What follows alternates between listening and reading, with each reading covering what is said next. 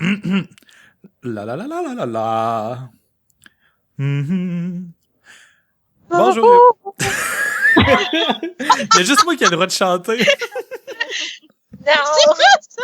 On dirait qu'on était à l'église. Je sais pas trop. On va faire un épisode spécial pour Noël. On va chanter des cantiques d'église. Je vais juste prendre les petits là qu'on fait une fois de temps en temps, puis je vais faire une tonne avec. Ah, man, ça serait tellement drôle. Du coup, Alright. T'es un petit comique, toi. Un petit comique. T'es un petit comique, toi? seulement ça. Un petit comique. Toi! Ok, c'est parti.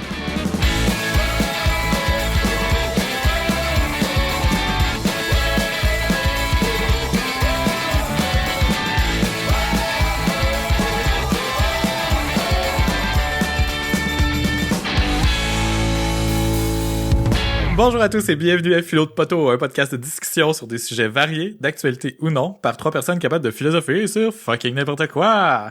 Aujourd'hui, c'est l'épisode 35. Je m'appelle David et je suis accompagné, comme à chaque semaine, de mes deux co-animatrices. Bonjour Véro. Allô? Et bonjour Vanessa. Lo lo lo lo lo lo lo. Je pensais que tu faisais le bruit du métro, genre da da da. Oh Ça oui! m'est maintenant arrivé à destination. Oui, puis la madame là qui fait les voix dans le métro là, c'est la mère à Martin Matt des Beaux Malaises. No Pour way. vrai? J'ai appris ça c'est ça. dans Tout le monde en parle. Ça va être cool. Fait que lui, Puis quand elle il a- prend le métro, il trouve pas ça drôle.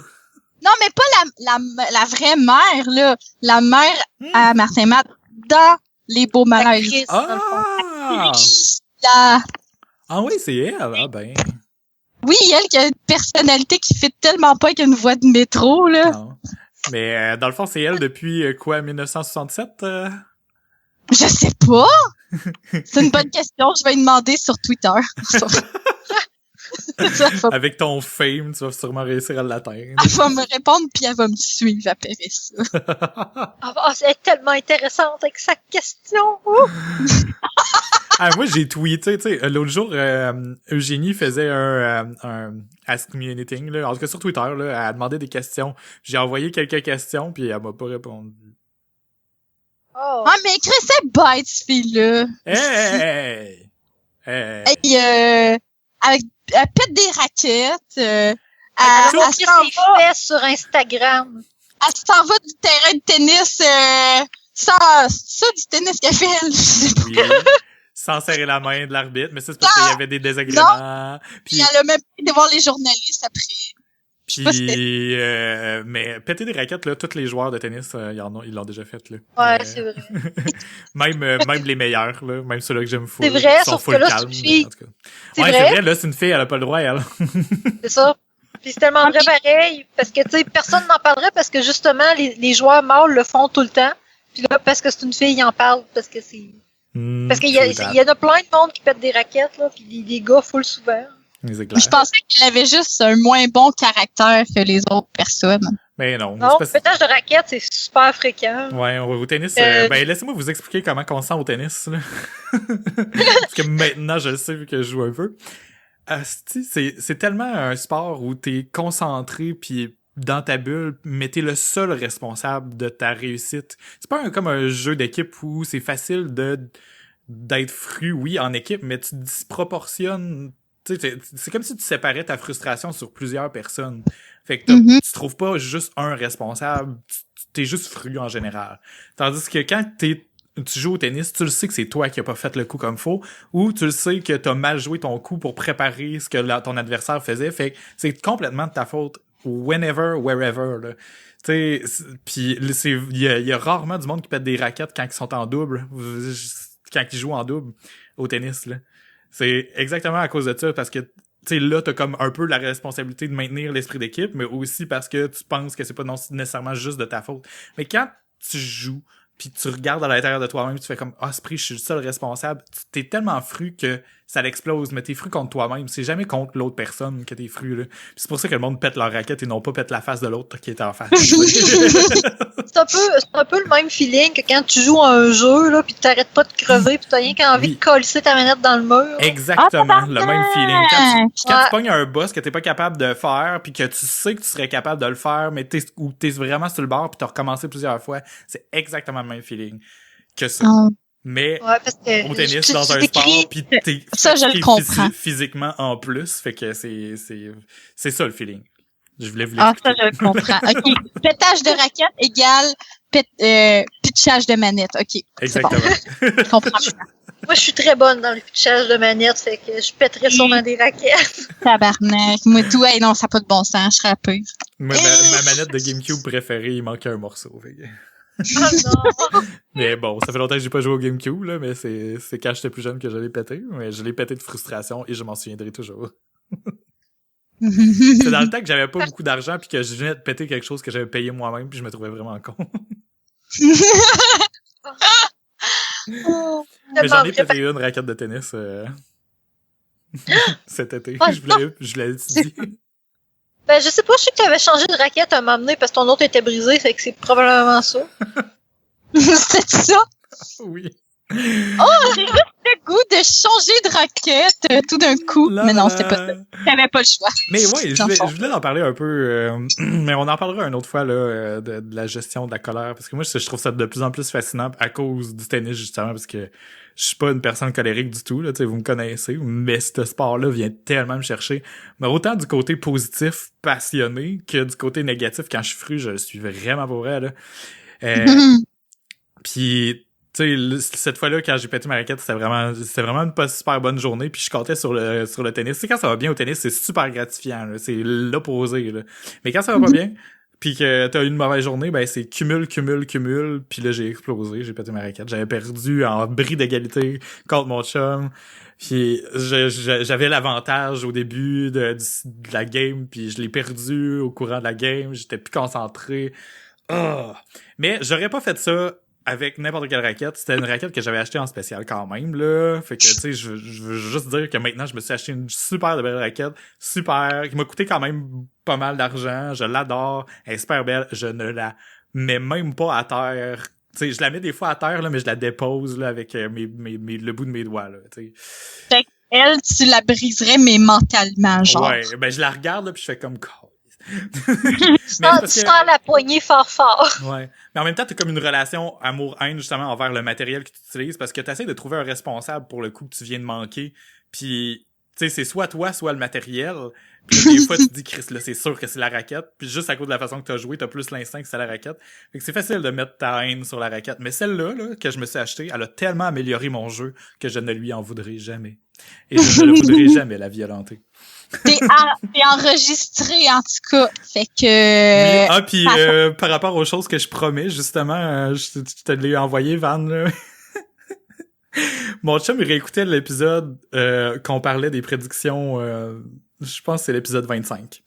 Je prédisais que Trump allait jamais gagner, puis j'ai dit que c'était fucking clair, net et précis qu'il allait jamais gagner.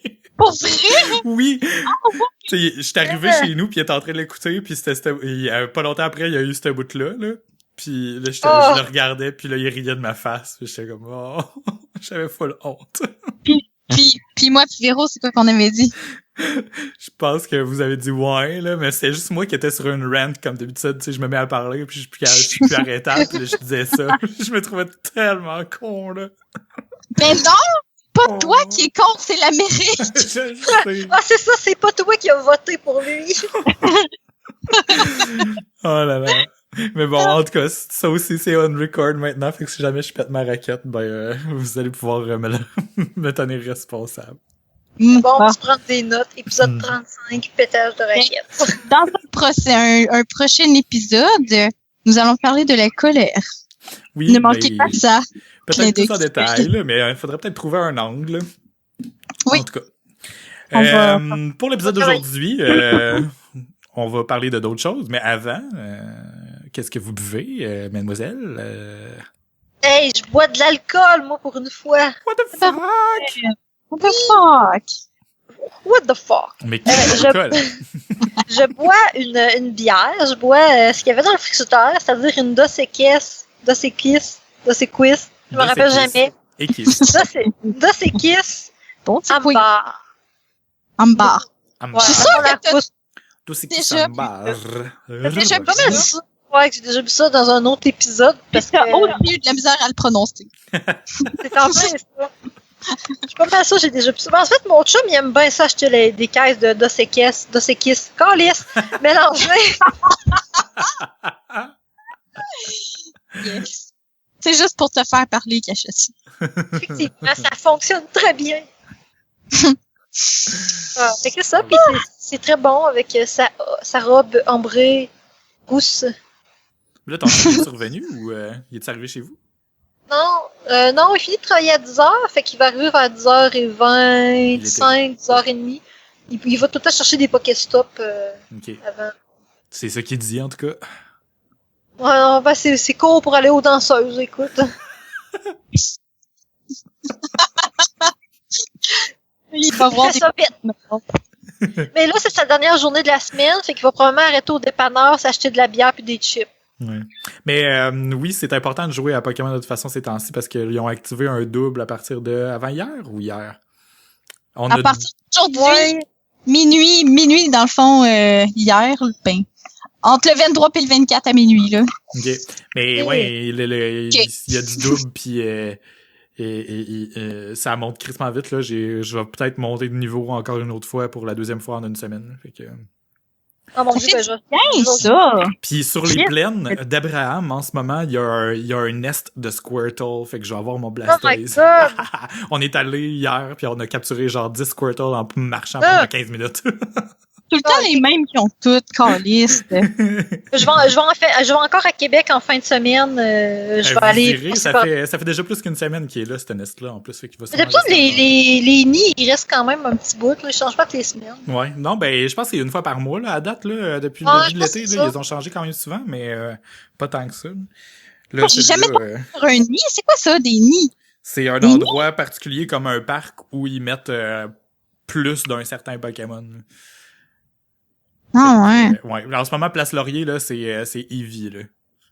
Okay. Il y a une fucking tonne de Eevee. Asti, il y a eu une patch, OK, pour peu qu'on ait de Eevee dans nos œufs de 10 km, là. Mm-hmm. Et moi, mon œuf, je l'avais mis dans l'incubateur avant. Ouais, moi aussi, ça m'a fait ça. Que j'ai pogné. J'étais tellement moi tout, ça m'a fait ça, esprit. J'ai tellement pris du temps pour l'avoir, mon esprit d'œuf de 10 km, pis c'était un fucking Eevee après le patch, esprit.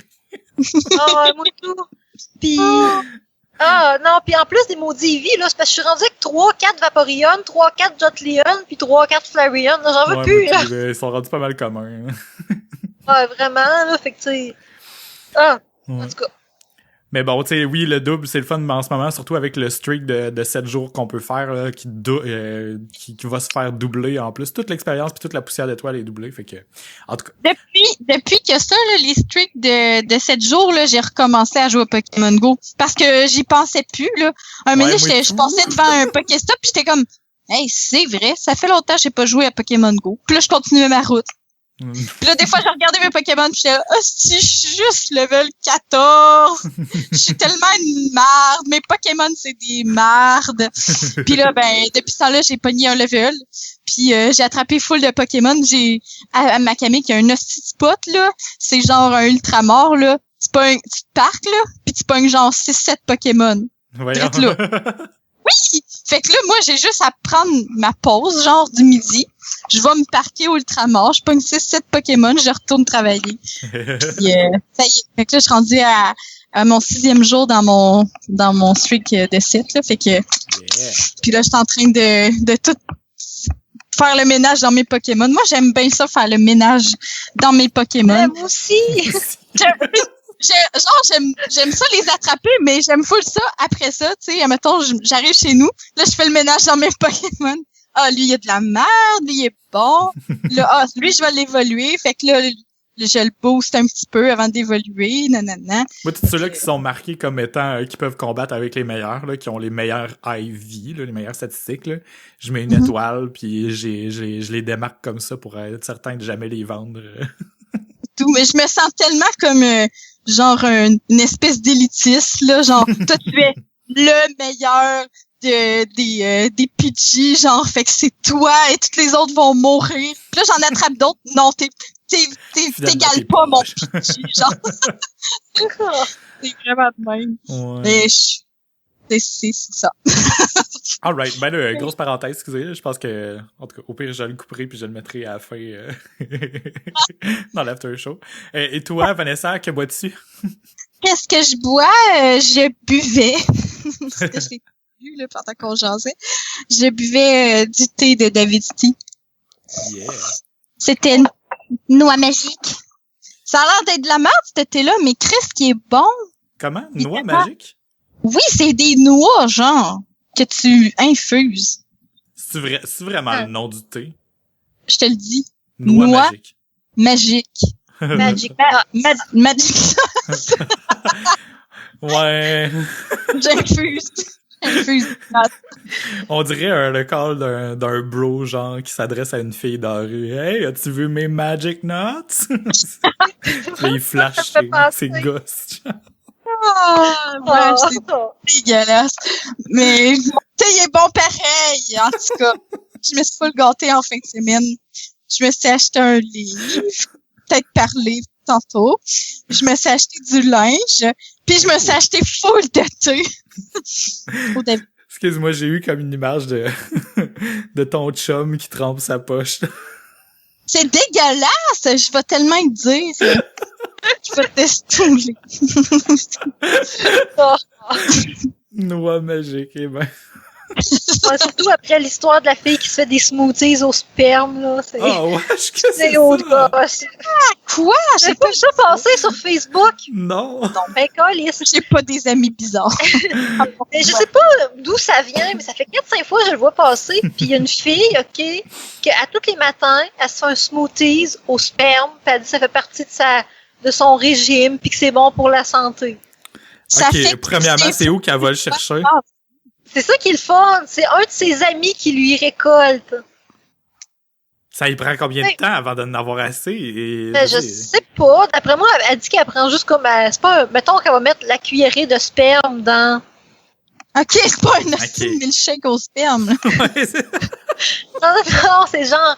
Elle met comme une quantité X, mettons, dans un mélange. Mais du sperme dans son smoothie. Un smoothie au kale et au sperme. Je suis tellement content que tous les épisodes soient toujours flagués, là, parce que ça me déresponsabilise. Ouais. Parce que là, dans les dernières 60 secondes, on a du sperme à peu près 20 fois. Puis on a parlé de noix magiques aussi. Tremper la poche. Ça me fait juste penser que un matin, mon chum, il m'a fait une joke de chewing, tu sais, dans Wayne's World. À un moment donné, genre, quand il voit une belle fille, ils font chewing pour faire un bruit d'érection. Oh mon Dieu. Fait que là, mon chum, il me fait une joke de ça. Là, je l'ignore, je vais dans la salle de bain me brosser les dents. Puis là, je reviens, puis j'ai dit, est-ce que c'est comme ça qu'on fait du chewing gum? C'est boire. C'est beau. Puis on n'a pas arrêté toute l'avant-midi de faire des jokes avec chewing. Parenthèse! Moi, quand je travaillais encore pour une autre compagnie, là, chez Tegarac, ça s'appelait, là. On se faisait du café des fois l'après-midi ou du thé, dépendant des journées. Puis quand quelqu'un prenait une poche de thé, ben des fois on l'utilisait une deuxième fois, tu sais, il y a quelqu'un d'autre qui la prenait pour faire son thé aussi, genre. Puis les jokes de poche qu'on a faites à cause de ça, genre prête-moi ta poche, non-stop pendant vraiment longtemps, mais sérieux là. C'était en même temps douloureux et en même temps très savoureux comme moment humoristique. Mais ça me fait penser quand on était au secondaire puis qu'on faisait des jokes poches, puis chaque fois qu'on disait poche, on riait parce que poche c'est testicule. Mais genre Dans le fond, on est encore un petit peu comme ça. Moi, à soir, je suis vraiment plus là. Mon sens du jugement, puis de l'humour fin, là. Non. À soir, c'est trash, puis je m'en fous, puis je vais rire à n'importe quoi, ok? Trash! Bon, ok, ben moi, je bois du café, voilà. Bois du café à 10h30 le soir. Écoute, ma journée est pas finie. Tabarnak! Tu peux travailler après, là. Ouais, je travaille un peu après. Je vais quand même me coucher, probablement pas passer 1 heure, là. Mais j'avais besoin d'un petit boost. Puis là, je le bois plus, là. Je l'ai fini, moi aussi, parce qu'on a trop jasé longtemps avant. Bon. Véro, introduis-nous ton sujet. Oui. C'est toi qui as décidé qu'on parlait de ça. C'est toi qui l'as introduit, Chris. Bon, ouais, j'ai la job d'introduire mon sujet. Effectivement, c'est pas évident d'introduire. J'avais pelleté ça dans ta cour, moi. Dans le fond, moi, cette semaine, je voulais qu'on parle du phénomène, on va dire phénomène de l'instinct. Parce que il y a plein de situations dans la vie où ce que je trouve que je vais avoir comme un feeling par rapport à soit une personne, par rapport à une situation, puis ce que je trouve ça bizarre parce que souvent mon feeling va s'avérer vrai. Puis mettons la situation va se passer comme j'avais peur ou j'avais imaginé qu'elle allait se passer ou j'avais eu l'impression que. Fait que c'est ça dans le fond, moi je me demandais si c'est quoi l'instinct dans le fond, c'est-tu une pensée qu'on se crée qui va orienter nos actions, qui va faire en sorte que ce qu'on croit va se réaliser ou c'est vraiment comme un espèce de sixième sens ou c'est de ça que je voulais parler. Que je sais pas vous si vous avez déjà eu des situations oui, ça arrive souvent puis des situations où mon instinct m'a mon instinct ou mon petit doigt m'a dit quelque chose ou une petite voix dans ma tête là, peu importe comment on appelle ça, mais que ça me dit quelque chose dans ma tête par rapport à quelque chose que je me questionne, puis finalement ça se vient valider. Puis c'est ça que je voulais dire, c'est que c'est tellement, on dirait que c'est tellement gratifiant de le feeling qu'on a quand que notre instinct a été correct, que ça se peut pas que ça n'existe pas l'instinct. Mais c'est juste c'est quoi l'instinct, tu sais, c'est pas il y a du monde qui dit ça, genre moi mon instinct me dit blablabla, mais c'est comme si c'était de la magie pour eux là. Mais c'est pas de la magie là. Ça, d'après moi ça existe l'instinct, mais c'est juste de définir c'est quoi qui est un peu plus compliqué. Là.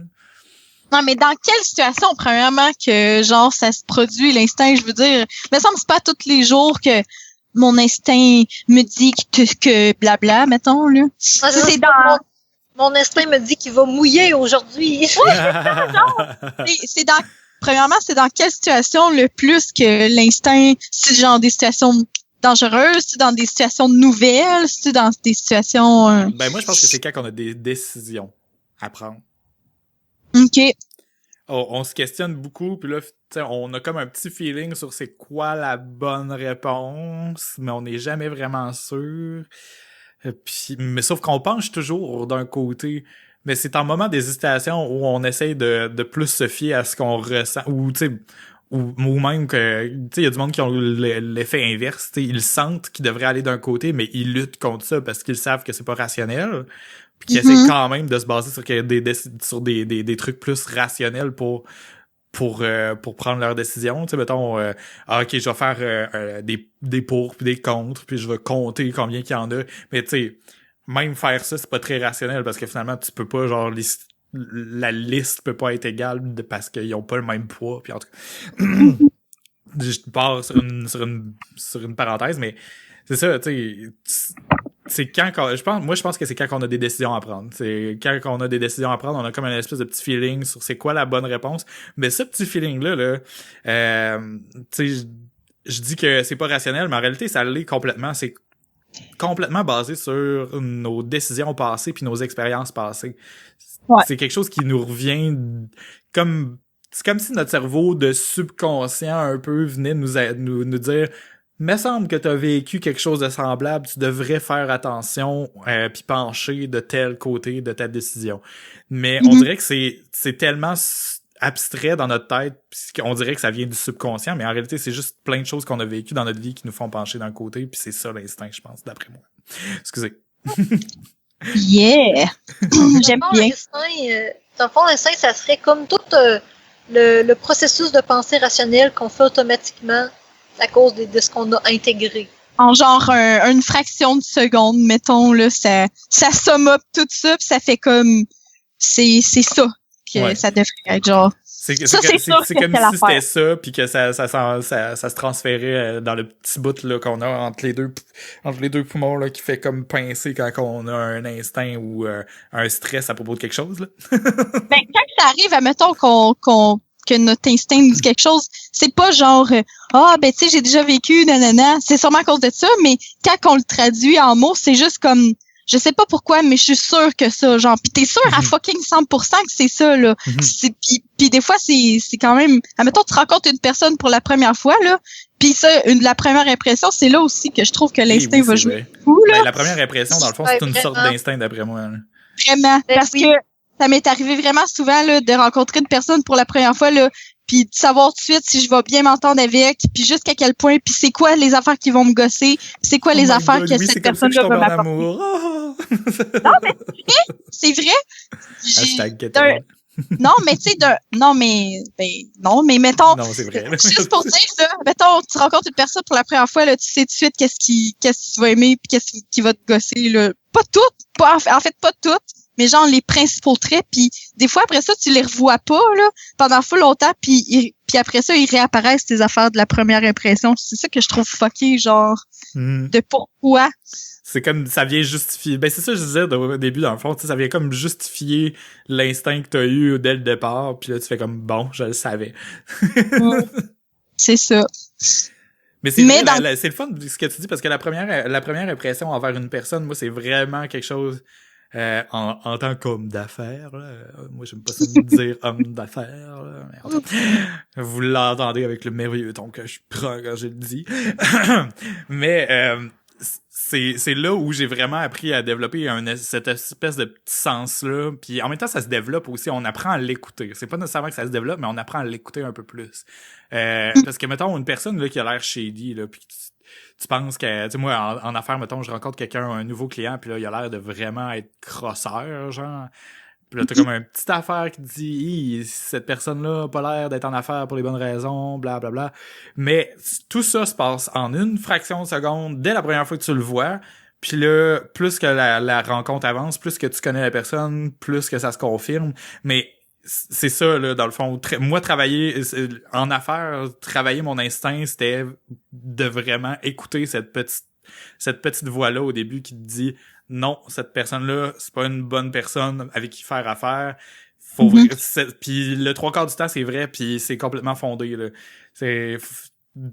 Mais de là à l'appliquer ailleurs dans notre vie, je sais pas jusqu'où ça pourrait aller, là, mais c'est parce qu'avec les personnes, c'est pas complètement basé sur des choses qui sont irrationnelles, là. Tu vois la personne, la façon qu'elle parle, la façon qu'elle a l'air, la façon qu'elle s'approche de toi, ses contacts, c'est physique, puis en même temps, sa présence, tout ce que la personne représente, tu le sens d'un instant, en une fraction de seconde, puis t'as aussi en une fraction de seconde ton impression construite, puis là, qu'est-ce que tu fais avec ça? Ben, tu sais, plus que tu l'écoutes, plus que tu vas apprendre à décoder les messages, mais je sais pas, tu sais, peut-être que dans d'autres sphères de la vie, ce petit instinct-là aussi serait bon à écouter un peu plus. Mais c'est ça, mais il y a bien des fois où tu vas l'avoir, cet instinct-là. C'est instinct-là.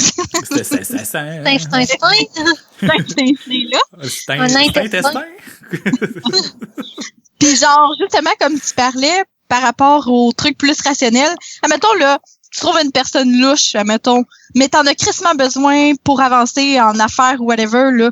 Avoue que tu vas quand même faire, ouais, mais cette personne-là, elle a quand même des bons côtés, pis tu peux même lier une amitié ou une relation professionnelle avec cette personne-là, même si ton instinct t'a dicté le contraire, parce que il faut, puis ça devrait, puis c'est mieux que, genre... Il y a un de mes clients... C'est tellement difficile. Il y a un de mes clients que, tu sais, je dirais pas son nom, là, mais Pensez-vous viser? De toute façon, en ce moment, tu sais, il fait plus ben affaire avec moi, fait que c'est pas ben grave, là. Mais, voyons. La première fois que je l'ai rencontré, là, c'est un de mes premiers vrais bons clients, là, tu sais, gros clients, je veux dire, là, avec un bon projet, là. Mon instinct m'a tellement flagué, ce gars-là, là. Puis, comme de raison, il a fallu que je cours après pour avoir mon argent. Il a fini par me payer avec le temps, là.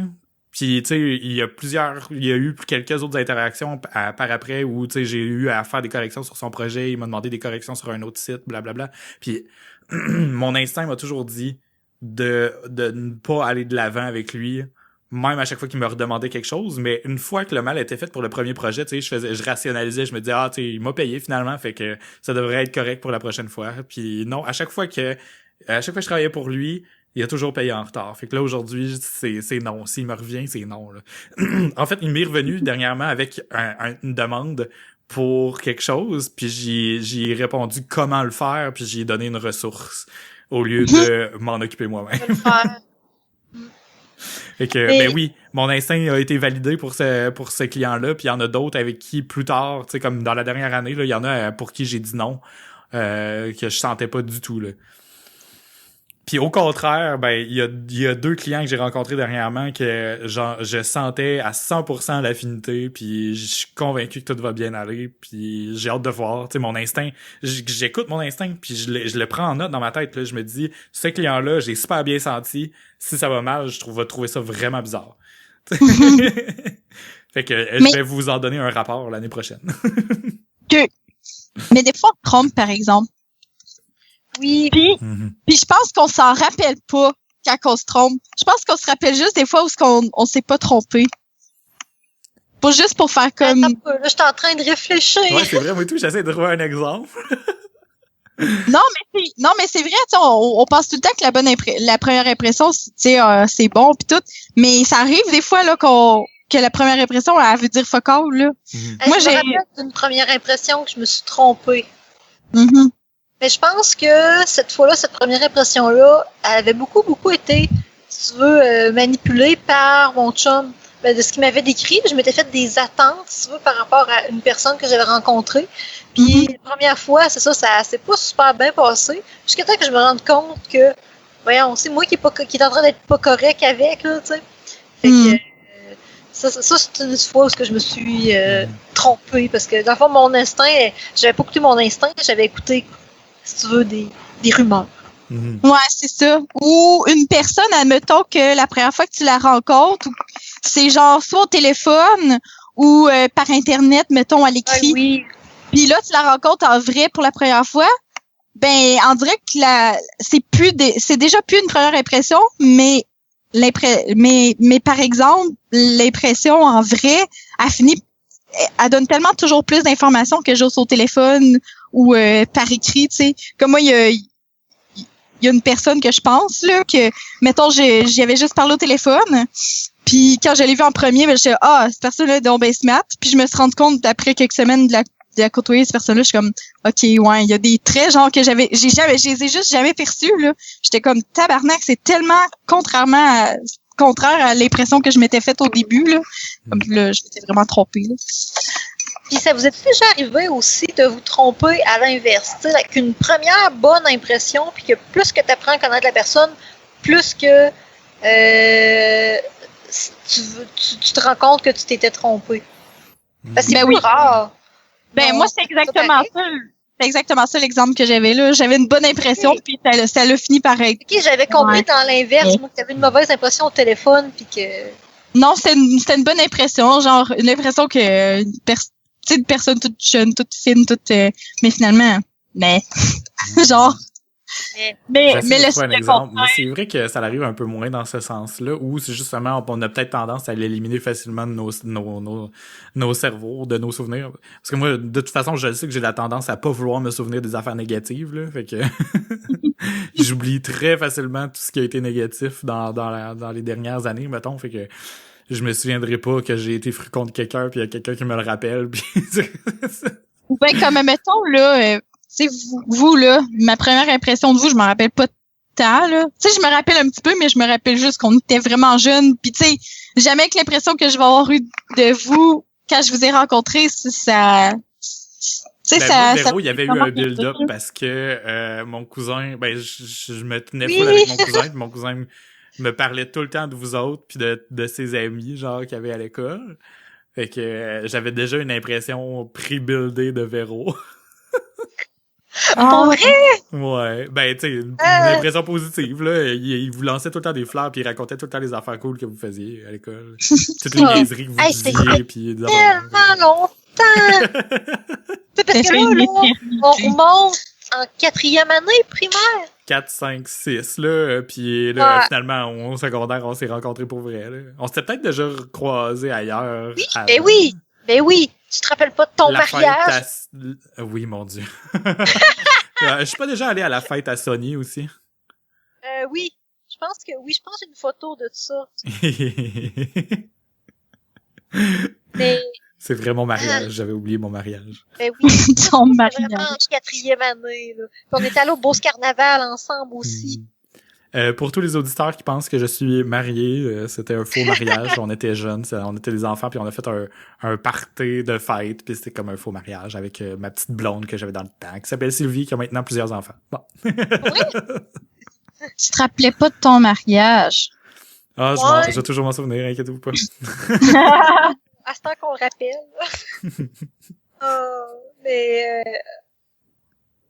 Oui, mais moi, ma première impression, David, je me rappelle pas. Je pense que c'était positif parce que justement, tu sais, Seb parlait souvent de toi et tout. Mais, ça fait bien trop longtemps. C'est fou, hein? De ton micro, Véro, excuse. Oui. M'entendez-vous? Allô? Hein? Oui, c'est juste quand je t'entendais moins fort que tantôt. Van, je pense que je m'en souviens un peu plus parce qu'on était comme en secondaire 1, 2. Ouais, plus 2, je pense, même. Oui. On s'est côtoyé dans le 1, mais... Ouais. Mais c'est dur, tu sais, c'est pas super frais dans ma mémoire comme... Puis pourtant, tu sais, je repense à d'autres personnes que j'ai connues que là, je me tiens plus avec. Il me semble qu'eux autres, je me rappelle plus la première impression. Je sais pas si c'est parce que je les côtoie plus. Puis que mon impression est comme figée dans le temps. Ouais, ben oui, ça doit être ça. Ça a tellement du bon sens ce que tu dis, là. Parce que là, en ce moment, on peut pas penser à la première impression. Tu sais, moi, je peux pas penser à la première impression que j'ai eue à Van sans être biaisé par le fait que j'y parle encore à tous les jours, ou à tous les jours, en tout cas, vraiment souvent. Toutes les semaines, oui. Non, personnellement, je sais pas si c'est à cause que j'ai connu plein de monde en même temps dans ce temps-là, là. Puis genre, c'est plus un feeling de première impression de toute la gang, mais genre, comme si vous étiez toutes parties d'un même tout. C'est ça qu'on était en secondaire 2, on était une fucking grosse gang, mais on était fucking le fun, tout le monde ensemble, puis finalement, en secondaire 3, il y a du monde qui ont décidé d'avoir une adolescence. Oui, puis là, moi, j'ai pleuré parce que là, la gang s'est défaite. C'était un peu de ma faute aussi. Non, c'est de la mienne aussi, parce que lui est jalouse que j'ai parlé à Ah mon Dieu, oui, c'est vrai, ça. Moi, je me rappelle que c'est à cause de lui que puis tout ça, il avait arrêté de me parler. Ah, pas sûr que il était sûr que j'avais fait exprès, genre, je sais pas, pour le séduire, pour qu'il casse mais tu sais, je m'en colissais, moi, de ce gars-là, là. Puis moi, avait su... je me souviens même plus c'est qui l'avait dit. Je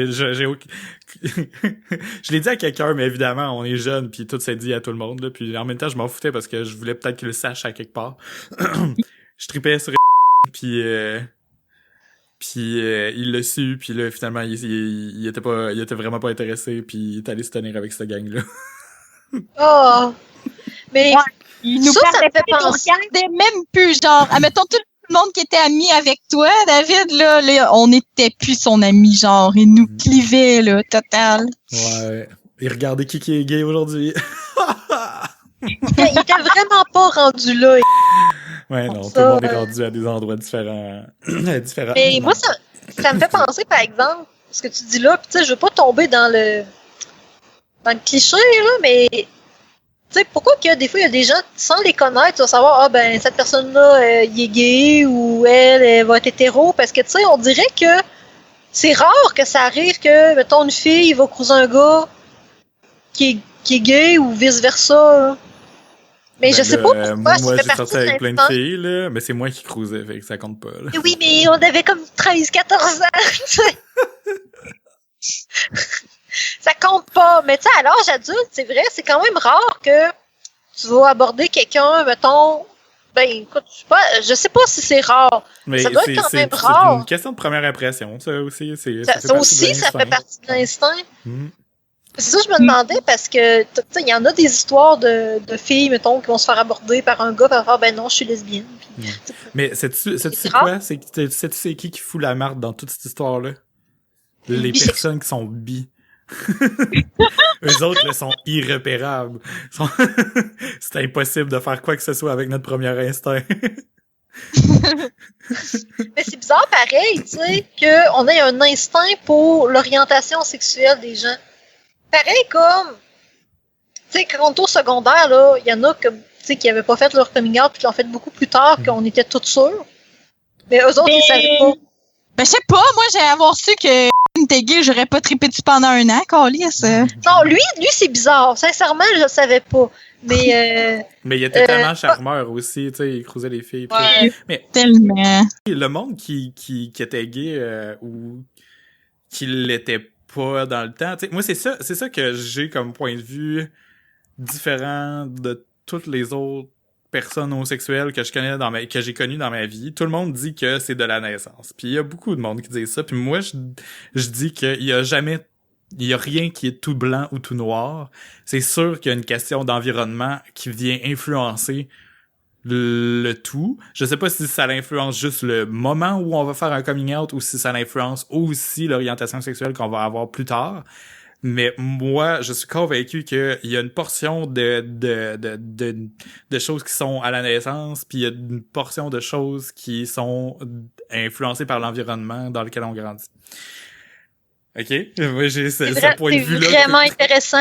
J'ai ce point de vue-là très controversé, puis à chaque fois que j'ai une conversation par rapport à ça, je build des arguments.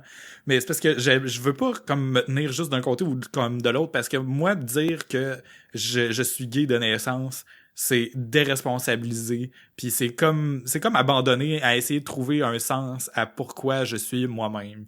Puis c'est comme n'importe quel autre aspect, tu sais, j'aime la poutine. OK, tu sais, j'ai pas choisi que j'aimais la poutine, mais je suis quand même capable de repérer des moments dans ma vie où j'ai développé ce goût-là. Ah, c'est full intéressant. Est-ce que si on fait un parallèle direct avec notre orientation sexuelle, c'est sûr qu'il y a des moments qui influencent, mais j'ai toujours eu une propension à être capable d'aimer les hommes. J'ai toujours eu une propension à aimer la poutine, puis j'ai fini par la découvrir un moment donné, mais tu sais, il y a comme... C'est impossible de juste avoir du blanc ou du noir dans cette histoire-là aussi, d'après moi. Mais je trouve ça intéressant parce que ça concorde. Moi, je dis tout le temps, je n'ai jasé avec un de mes amis, Yves, puis tu sais, lui, il dit... Lui, ben, il est plus vieux, là, il a 50, Yves, puis ce qu'il dit souvent, lui, il est gay, mais il dit, tu sais, j'ai couché avec des femmes, puis il dit... Ce qu'on en est venu à dire, c'est que c'est comme un cadran. OK? Mettons comme un rapporteur d'angle, puis une extrémité, t'as entièrement hétéro, puis l'autre, t'as entièrement homosexuel. Puis, t'es en quelque part dans le cadran. Fait que c'est jamais blanc-noir, puis c'est pas nécessairement juste bi. Des fois, tu peux pencher plus, mettons, t'es peut-être comme à 45, fait que t'es majoritairement hétéro, mais, tu sais, sans être bi, t'as quand même une ouverture. Mm-hmm. Tu sais, moi, c'est ça, puis je trouve que ça rejoint un peu ce que tu dis, parce que ça, mon cadran, moi, c'est très, très... un cadran de même, c'est très environnemental, parce que dépendamment dans quelle société tu as vécu, ça se peut que ton aiguille, c'est vraiment plus à côté sur un que sur l'autre, puis que tu te laisses pas la possibilité qui est comme dans le gris. Là. Parce qu'on a tellement tendance à vouloir se définir, puis à vouloir arrêter notre définition de nous-mêmes quand on grandit, quand on devient adulte, ou tu sais, quand on est ado aussi, on se cherche tellement, puis on essaie de définir comme... Moi, je suis X, Y et Z, mais en réalité, c'est tellement des variables qui changent. On est des variables qui changent. Puis c'est difficile de gérer comme une entité qui change à ce point-là, puis qui évolue dans son environnement. Tu sais, moi aujourd'hui, mettons là, je trouve ça tellement plus facile à être gay aujourd'hui que quand que j'étais plus jeune. Que si j'étais ado en ce moment, j'aurais sûrement fait mon coming out encore plus tôt, ou peut-être que je l'aurais fait plus tard, mais de façon plus réfléchie. Tu sais, il y a toutes sortes d'affaires l'environnement, oui, ça influence comment qu'on gère ces décisions-là aussi, mais c'est aussi l'environnement va gérer aussi comment qu'on approche nos goûts puis nos instincts aussi envers ça. Mais trèfle de parenthèse. Mais je voulais dire de quoi par rapport à ça, puis j'ai... Ah, vas-y. Mais je reviens sur l'instinct après. Je me rappelle plus. Ah oui, parce que tu parlais que blablabla, mettons, si c'est de naissance, si c'est l'environnement ou si c'est un mélange des deux. Mais je pense que le monde dit c'est absolument que c'est déterminé à la naissance, puis après ça change plus. C'est juste parce qu'en dirait que sinon, c'est comme si ça enlevait une genre de crédibilité, genre à l'orientation, pis genre, c'est l'environnement, t'as juste à changer ou whatever. Tu sais, mettons. Ouais. Ben, c'est ça, tu sais, c'est aussi pour contrevenir à cette de speech-là qu'on peut changer les choses, mais en réalité, tu sais, quelqu'un qui aime la poutine, ben, il peut pas décider de pas aimer ça du jour au lendemain, là. Il peut essayer de se faire pas aimer la poutine. Il peut arrêter d'en manger, mais il peut arrêter d'en manger, mais il va continuer à aimer ça. C'est ça. Ouais, continue, mais je vais vouloir rajouter de quoi par rapport à ça. Le sexe, c'est la poutine. Non, mais c'est full une belle titre de l'épisode. Oh yeah! Puis là, le monde, ils vont commencer à nous écouter parler. Ils vont faire « C'est quoi cette affaire de première impression-là? Je pensais qu'on avait parlé de sexe pis de poutine. » Tellement. Mais c'est ça. Je trouve ça juste intéressant que, oui, comme n'importe quoi, tu sais, je pense que, mettons, tu nais pis t'as déjà des sensibilités à telle affaire pis t'es déjà formé un petit peu en quelque part, mais après ça, l'environnement, ça shape tellement d'affaires pis t'as déjà un toi qui réagit à l'environnement parce que sinon, un même environnement sur plusieurs personnes donnerait crissement exactement la même affaire. Mm-hmm. Mais des enfants peuvent avoir exactement les mêmes parents, puis un va virer crissement rebelle, l'autre va virer crissement full ordonné, tu sais, mais à cause de ce qu'il y a à l'intérieur de lui déjà. Mais c'est vrai, quand tu regardes des fois, admettons, du monde, tu sais, qui sont gays, vont avoir le même background, il y en a beaucoup, pas toutes, mais il y en a beaucoup qui ont un background qui se ressemble pareil. Mm-hmm. J'ai remarqué. C'est vrai. Mais moi, ce que je trouve intéressant, c'est que, tu sais, pour y en a qui vont dire que ça va enlever de l'importance, tu sais, de dire que c'est pas à la naissance. Mais tu sais, même si c'est ton environnement, même si c'est pas inné puis que c'est acquis, c'est peut-être pas nécessairement un choix pareil. Non, c'est ça. Mm-hmm. C'est ça. Ça enlève pas d'importance parce que t'as pas choisi à un moment donné dans ta vie, tu sais, t'as pas comme un formulaire qui dit cocher gay, cocher hétéro, là. C'est que ton environnement fait que tu te développes en penchant plus vers un ou l'autre, mais c'est pas un choix conscient, tu sais, c'est pas... Ouais, pourquoi, mettons, quelqu'un est perfectionniste et quand il est enfant, il était comme moi, je veux être perfectionniste parce que j'aime pas ça, le monde pas perfectionniste. Non, Chris, c'est juste ton environnement t'a buildé à être ça, puis t'as beau dire, arrête d'être perfectionniste, t'arrêteras pas, là. C'est comme la personne... Ça fait chier des fois. C'est comme la personne qui a un fétiche sur les pieds, là. Elle a pas dit, ce matin, je vais me crosser en regardant des pieds. J'aime mieux l'analogie de la poutine, moi, là. Elle a pas choisi. Non, mais c'est parce que quand j'ai fait mes cours de psycho de la sexualité, j'avais fait un travail long sur les fétiches, puis le développement du fétiche, puis l'exemple qui revenait tout le temps, c'était les pieds. Mais c'est le gros. Pose-toi la question, pourquoi, Véro? Ouais, puis ça m'a vraiment marqué. Bref.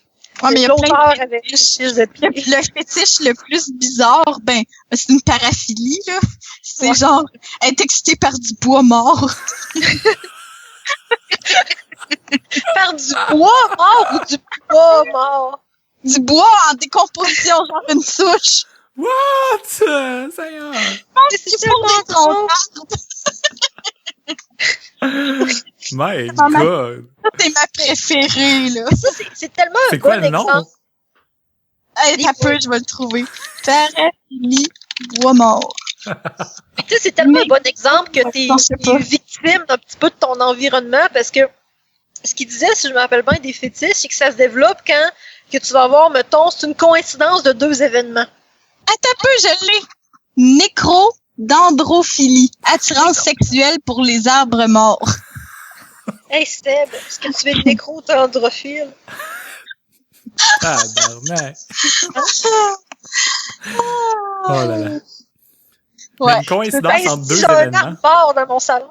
Ouais, ben, de la façon qu'il expliquait ça dans ce que j'avais découvert, c'est que, mettons, par exemple, le gars qui va avoir un fétiche de pied, ça peut être qu'à un moment donné, quand il était jeune, il jouait, puis, mettons, dans le garde-robe avec les souliers à sa mère, puis là, pendant qu'il jouait, il y a eu comme une émotion qui, plus tard, va s'être transformée en attirance sexuelle, mettons, pour ce qui est, mettons, des souliers, les pieds.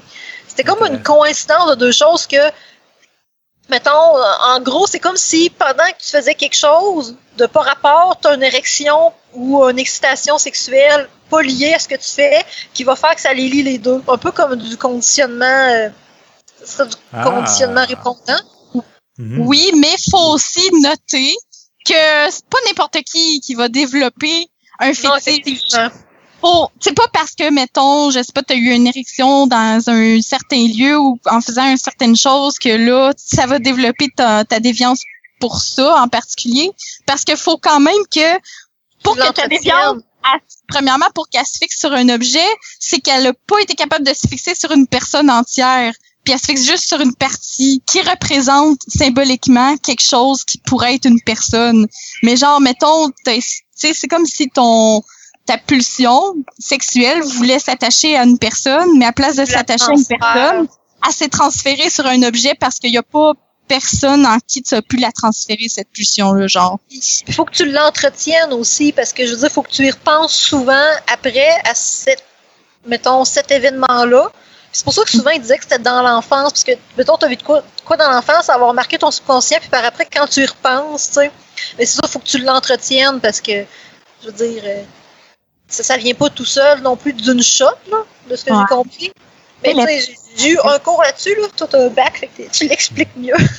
Mais, ben, j'ai différemment parce que, comme toi tu dis, c'est plus admettons, une association, c'est plus, c'est le behaviorisme, tandis que, moi, de la manière que j'explique les choses, c'est tout le temps plus d'un point de vue psychodynamique, tandis que les deux voient le même objet sous un angle différent. Ce que je veux dire, c'est que j'ai eu un cours là-dessus, fait je n'ai pas assez pour bien expliquer, mais de ce que moi j'avais compris, c'était pas vraiment expliqué de la façon behavioriste dans mon livre, c'était juste. Fait que si on veut mettre des noms là-dessus, c'est Freud versus qui? Behaviorisme, c'est qui? C'est moi je m'en calisse là, parce que j'ai eu le behavioriste là, mais t'as Skinner puis t'as Pavlov puis de Skinner à marde, sérieux. Puis c'est ça. T'en as d'autres là, d'autres doutes. Alright. OK, mais pour en revenir à l'instinct, j'ai fait cette parenthèse-là sur l'homosexualité il y a 15 minutes. Parce que je voulais juste dire que tu sais, on a un instinct qui est comme qui nous dit un peu je devrais, tu sais, on est comme attiré un peu envers les personnes qui sont disponibles, guillemets, pour notre orientation sexuelle qu'on sait peut-être même pas encore nous-mêmes. Puis mais on dirait que le fait de dire que c'est pas complètement de naissance ou pas, tu sais, peut-être pas à 100% ou tu sais, ça l'enlève un peu de crédibilité au fait que c'est de l'instinct, c'est peut-être juste apprendre à connaître la personne qui nous attire envers elle. Là. Fait qu'encore une fois, ce serait de mettre sur l'environnement et non pas juste sur l'instinct. Là. Oui, puis je pense que, tu sais, je veux dire, dans le fait de tomber en amour avec quelqu'un, il y a aussi beaucoup le fait, tu sais, en dehors de l'enveloppe physique, tu sais, il y a des gens qui vont être capables de dire, ben moi j'aime cette personne-là parce que j'aime cette personne-là. Mm-hmm. C'est rare, par exemple, on n'en voit pas souvent parce qu'on est trop habitué à se catégoriser puis à s'étiqueter, là, mais moi, mon chum, c'est ça qu'il dit tout le temps. Il dit, pourquoi tu m'aimes? Puis là, je dis, ben, telle affaire. Puis là, je dis, puis toi, pourquoi tu m'aimes? Il dit, ben, je t'aime parce que je t'aime. Moi, c'est parce que je t'aime pour vrai. C'est pour ça que je trouve pas de raison de t'aimer. Ah,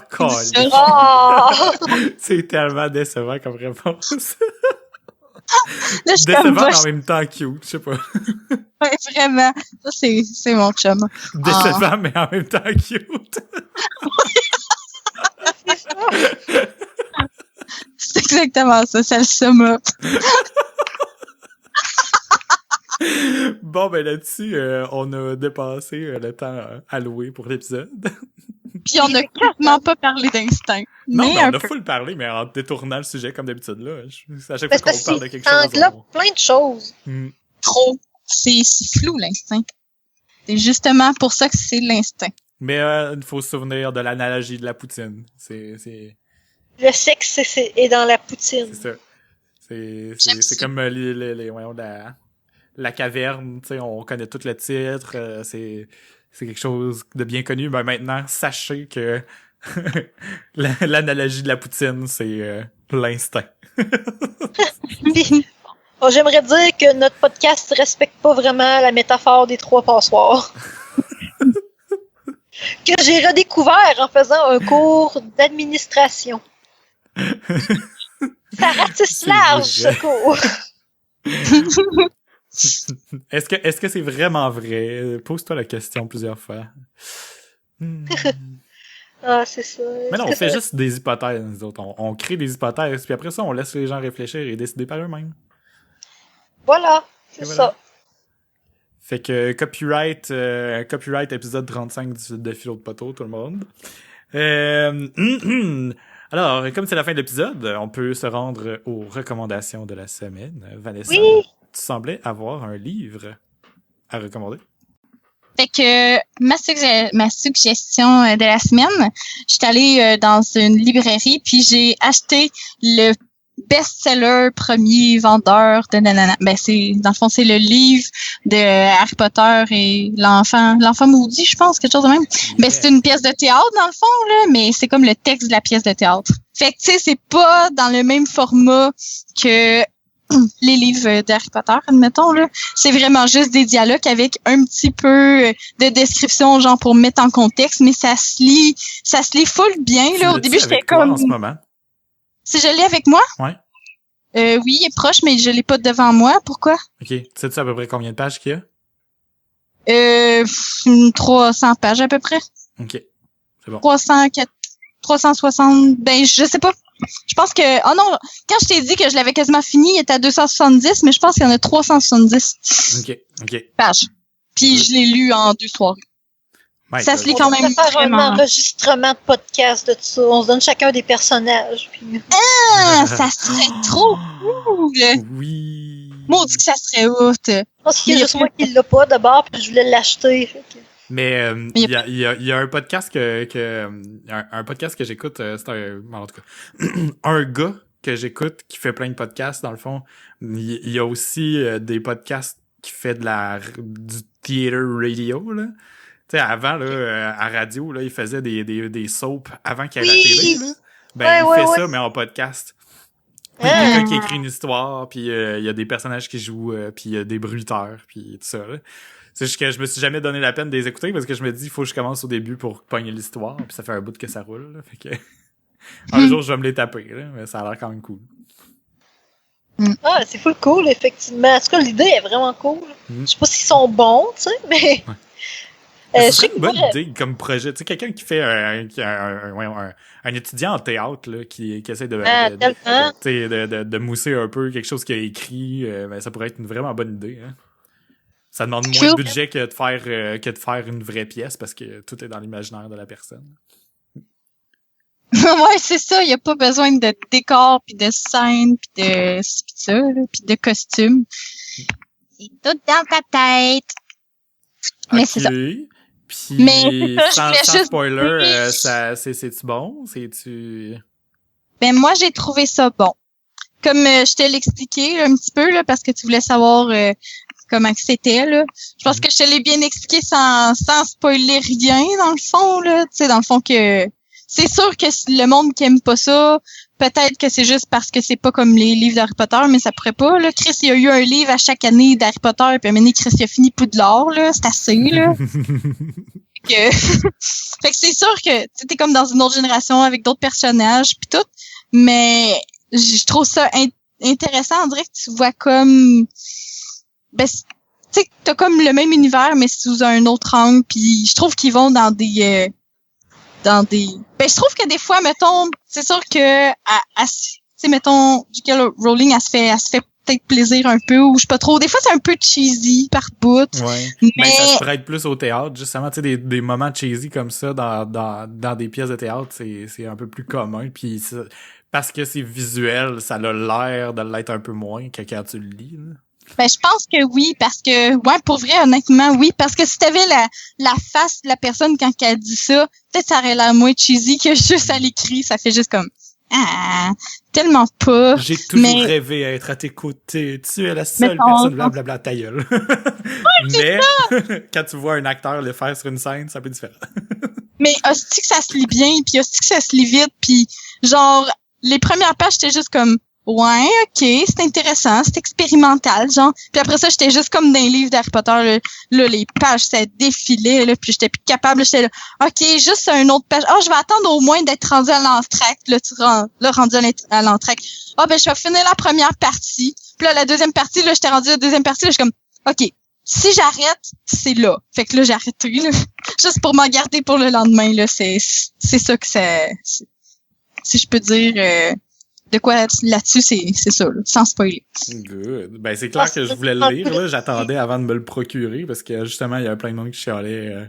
Il y avait plus de monde qui chialait que de monde qui disait du positif, là. Mais c'est parce que moi, j'ai toujours de la misère à lire des pièces de théâtre. Tu sais, je me suis déjà forcé à lire Roméo et Juliette pour ma propre connaissance, puis sous forme de pièces de théâtre, là, parce que ça, il est là sous forme plus roman, en tout cas. Mais, je trouvais ça difficile à lire parce que c'est plus entrecoupé à cause des dialogues. Mais en même temps, je pense qu'il faut juste plus prendre le temps de le lire mentalement, comme si c'était quelqu'un qui le disait, plus que si c'est un roman, en tout cas. Oui, mais c'est quand même assez... Je sais pas comment qu'elle a réussi à faire ça, mais des fois, t'as des personnages que ce qu'ils disent, c'est clair que c'est pour nous donner une image mentale. OK. Mais c'est ça que Eddie Redmayne a dit en entrevue de Fantastic Beasts. C'est ça qu'il disait que J.K. Rowling, la façon qu'elle avait écrit son script, c'est comme si on était vraiment dans un des livres, puis que elle mettait des détails sans trop en mettre aussi, puis qu'on avait facilement une image dans notre tête. En tout cas. Oui, c'est exactement ça que je dirais. Il y a vraiment beaucoup moins de descriptions. Ça, c'est sûr. Puis moi, c'est ce que j'aime, tu sais, ça met tellement plus dans l'ambiance. Mais ça, si je peux dire, ben, une force en contrepartie d'avoir moins de descriptions, c'est qu'il y a beaucoup plus d'histoire puis d'action. C'est pour ça que t'es pas capable d'arrêter aussi un moment donné. C'est que le pace, il est rapide parce que l'action se fait directement dans les dialogues des personnes, tu sais. Fait que c'est différent, mais c'est cool. Cool. Cool. Bon, ben, c'est noté. Pas d'autres recommandations de la semaine pour cette semaine? Hey, moi, j'en aurais eu une petite vite, là. Une petite vite? Ok, c'est fun, une petite vite, c'est noté. Oui. Non. J'ai finalement reçu aujourd'hui quelque chose que j'ai précommandé au mois d'août sur Amazon. C'est un livre. Ouais, c'est un livre à colorier.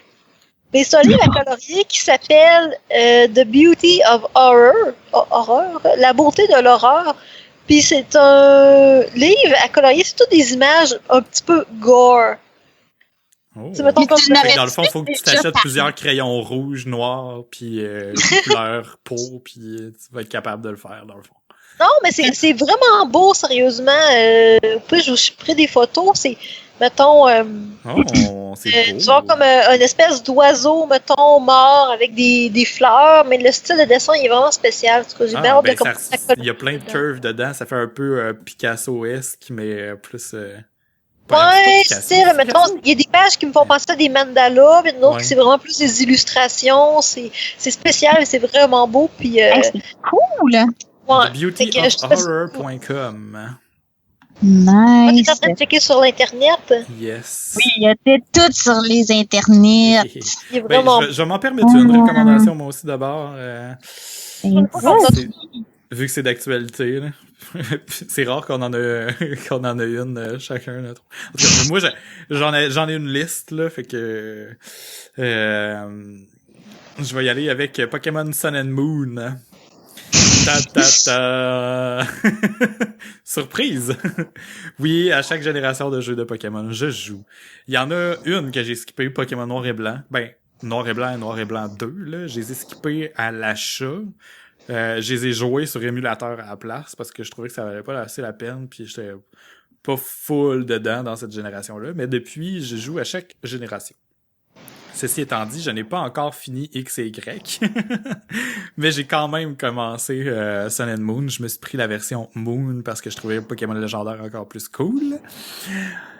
Puis, à date, mon expérience est crissement frustrante. Je ne suis pas content. Voyons! Voyons, oui. J'adore le jeu, je suis full content des graphiques puis tout va bien, là. Mais Osprey, ça doit faire 4 heures, dans le fond, là, de jeu que j'ai d'accumuler jusqu'à maintenant, là, par-ci par-là, là, en jouant une fois de temps en temps. Puis il y a encore des fucking tutoriels. Je peux pas encore me promener vraiment librement. Il y a comme un objectif où il faut que j'aille. Il y a quelqu'un qui me parle pendant 5 minutes, puis après ça, je fais quelque chose qui m'est dicté par les instructions de quelqu'un. Hey, je sais comment jouer à Pokémon. Ok, laisse-moi partir. Ça me fait vraiment chier, là. La prochaine fois que j'ai un tutoriel, sérieux, là, je pense que je vais le crier jusqu'au bout de mes bras, là. C'est long, tu peux pas là. le mettre à off. Tu peux le mettre à off dans les options. Non, même pas. C'est genre, ça fait partie de l'histoire, là. C'est comme, t'as rencontré des amis, puis là, ils te montrent comment faire une bataille. Parce que les gyms sont pas pareils. C'est pas un gym comme aller battre un gym leader avec ses Pokémon. C'est, tu t'en vas dans une grotte, puis tu combats les Pokémon, puis le plus gros Pokémon qu'il y a à la fin de la grotte, genre, en tout cas. Fait que, tu sais, il y a des affaires à expliquer, mais c'est pas obligé de prendre une demi-heure à chaque fois, là. Puis ils m'ont montré comment utiliser un centre Pokémon. Je suis pas sûr qu'ils ont jamais fait ça dans les autres jeux, là. Dans les autres jeux, c'est genre, voici un centre Pokémon. Mais là, ils te montrent comment l'utiliser, ils rentrent dedans avec toi, puis là, il faut que tu ressortes, puis t'es pogné dans ça non-stop pendant un long bout. Tu peux pas t'en sortir, puis ça avance vraiment pas vite. Fait que là, c'est ça. Fait que c'est une recommandation ou... c'est une recommandation parce que malgré tout, c'est un jeu vraiment le fun de Pokémon parce qu'ils repartent sur des nouvelles bases. Il y a plein de choses qui ont été mises de côté, plein de choses qui ont été conservées. Puis des anciens Pokémon qui ont eu des nouvelles apparences puis des nouveaux types pour comme remousser un peu la nostalgie, puis moi ça a vraiment marché. Un Vulpix de glace, y a rien de plus cool que ça, j'ai hâte de l'avoir. Puis c'est ça. Ben dans le fond oui, c'est une recommandation, mais faites attention. Ayez 4 heures à passer pour les premiers instants du début. Puis tu sais, mes Pokémon sont rendus au niveau genre 18 puis ils me montrent encore des tutoriels. En tout cas. Shit. Ouais. Voilà. Puis il y a un bug aussi, attention à tout le monde qui se le procure, je l'ai lu avant de le faire là, mais il faut pas sauvegarder dans les centres Pokémon ni dans les espèces d'arènes là qui sont comme des grottes parce que ça fait un bug, ça corrompt ta sauvegarde puis tu peux plus le rouvrir. Ceci étant dit, moi je suis sur 3DS puis je joue tout le temps juste à un jeu, fait que j'ai jamais vraiment besoin de sauvegarder, je fais juste fermer la DS puis je sauvegarde pareil, mais le temps qu'ils appliquent la patch, parce qu'ils vont l'appliquer, là, il va y avoir une mise à jour, là, ça a déjà été annoncé, que, ben, en tout cas, faites attention de ne pas sauvegarder dans les centres Pokémon et de ne pas fermer votre jeu si vous l'avez fait. OK. Alors, c'était la fin de notre épisode. L'épisode 35, l'instinct. C'est-à-dire le sexe et de la poutine. C'est ça. Vous pouvez retrouver les notes de l'épisode à philodepoteau.com/podcast/35 35 en chiffres. Nous sommes également sur Twitter et sur iTunes, sur Google Play, sur plein d'affaires, sur RZO Web, tous les réseaux principaux de podcasts, vous pouvez nous retrouver là-dessus. Si jamais il y en a qui ont des notes, des systèmes de notes, ben laissez-nous une review comme sur iTunes, ça serait vraiment apprécié. De nous laisser un merveilleux 5 étoiles ou 4, là, mais pas 3. Si vous voulez nous donner 3 étoiles, ben faites autre chose de votre vie. Allez chier! Ouais, c'est ça. Sur Twitter, on est à commercial Philo de Poteau, twitter.com/Philo de Poteau, Facebook aussi. Puis moi je suis sur Twitter à David_Treblig qui est Gilbert à l'envers. Véro est à Botlaser BUTTLAZER et Van à Vanilliae VANILLIAE. Sur ce, on se reparle la semaine prochaine. Bye! Bye! Allez voir dans la conversation Skype, je vous ai mis quelque chose. Je sais pas si vous l'avez vu passer. Non! Ça existe pour vrai? Cards Against Humanity avait fait un sac de survie pour Trump. Je sais pas si c'était pour Thanksgiving, parce qu'à Thanksgiving puis Black Friday, ils font tout le temps un spécial ou quelque chose de vraiment con. Genre, il y a quelques années, ils ont vraiment envoyé des tonnes de marde au monde. Vous le saviez, là? Il y avait comme écrit, on vend de la marde, puis non, ça n'est pas une joke. Si vous nous donnez $10, on vous envoie un tonne de marde, puis ils ont vraiment envoyé un tonne de marde. Fait que, mais là, c'est ça, tu sais, dans le fond, là, il y avait comme un sac de survie avec des cartes spécifiques à Trump. Calice, j'en veux! Mais là, c'est ça. Dans le fond, moi, Sidley, OK, qui est une compagnie de branding, ils ont vraiment fait un paquet de cartes Trump Against Humanity que eux autres même ils ont fait, puis ils ont vraiment juste fait des cartes de choses qu'il a dit. Fait que mettons genre sadly she's no longer a 10, puis il y a comme une barre avant, fait que tu mets tu remplis quelque chose, puis là ils ont mis des cartes blanches aussi de qu'est-ce que tu peux dire, puis ils parlent souvent de sa fille, fait que là tu mets my daughter sadly she's no longer a 10. Holy shit! C'est vraiment trop cool. Sauf que ils voulaient le distribuer et le vendre, puis ils se sont fait bloquer par Trump, par la campagne électorale de Trump. Fait qu'ils ont pas le droit de le vendre. Ceci étant dit, si on garde ça entre nous, je vais peut-être être capable d'avoir un paquet. Parce qu'il y a un des amis qui travaille là. Fait que, c'est pas grave si ça va être sur le podcast, là. Il y a personne qui va aller leur dire, ou aller le dire à Trump, là, on s'entend. Là. On dit en français, man, on est une sous-race. Ouais, c'est ça. Là.